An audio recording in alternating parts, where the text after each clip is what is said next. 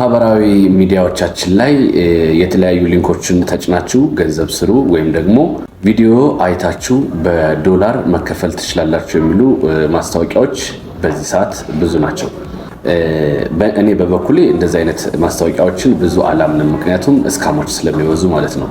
ነገር ግን ዲጂታል ስኪል ወይም ደግሞ በዲጂታል ክህሎት ገንዘብ መስራት ይቻላል።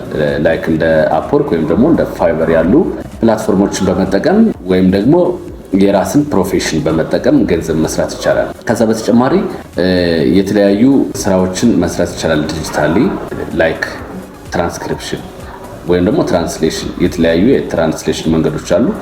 ድምፅን ወደ ጽሁፍ መቀየር ሊሆን ይችላል ማለት ነው። ማህበራዊ ሚዲያን ማስተዳደር ወይም ደግሞ ሶሻል ሚዲያ ማኔጅመንት የሚባለው ማለት ነው። ከዛ ውጭ አፍሌት ማርኬት ወይም ደግሞ ዲቫይሶችን በሊንክ መሸጥ፣ እነዚህን የመሳሰሉትን ስራዎች መስራት ይቻላል ዲጂታሊ ማለት ነው፣ ኢንተርኔትና ስልክን በመጠቀም።